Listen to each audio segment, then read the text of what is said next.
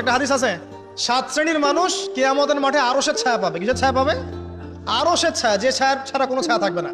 ওর মধ্যে এক শ্রেণী হচ্ছে ওই ব্যক্তি যে এত গোপনে দান করে তার বাম হাত জানে না ডান হাত কি দান করছে।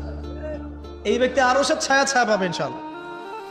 তো দুনিয়া যদি উদ্দেশ্য থাকে, নাম প্রকাশ করা জাহির করার উদ্দেশ্য থাকে, বা যদি এমন হয় যে এখানে লৌকিকতা উদ্দেশ্য থাকে, নেকি নষ্ট হয়ে যেতে পারে, সুযোগ আছে, চান্স আছে। তো এই ট্রেডিশনগুলো বন্ধ করলে মনে হয় ভালো হয়। এটা আমার পরামর্শ, বাকি এটা বিবেচনা আপনাদের। আর এই ব্যক্তি বলছে আমি এই সব কিছু দান করে দিয়েছে।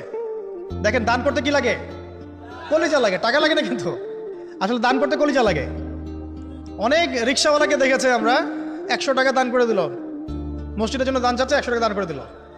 আর অনেক দেখবেন বিত্তশালী, ঢাকা শহরে যাচ্ছি বনানী গুলশান দিয়ে, দান করতে চাইলে 2 টাকা দিচ্ছে, 5 টাকা দিচ্ছে। এমন হয় না? দান করতে কলিজা লাগে। আর একটা কথা মনে রাখবেন, আপনি যত দান করবেন আল্লাহ আপনাকে তত বেশি দিবেন ইনশাআল্লাহ। আল্লাহ পাকের খাজানা যে এত প্রচুর, আপনি দান করলে কমে যাবে এই চিন্তাই করবেন না কখন। তবে সবচেয়ে সেরা দান কোনটা জানেন? আপনার প্রয়োজন আছে এখন, এই প্রয়োজনের সময় দানটা হচ্ছে সেরা দান। এবং সবচেয়ে উত্তম খরচ কোনটা? সবচেয়ে উত্তম খরচ হচ্ছে আপনার পরিবারের পিছনে খরচ। আপনার পরিবারের পিছনে খরচটা আপনার সবচেয়ে শ্রেষ্ঠ খরচ।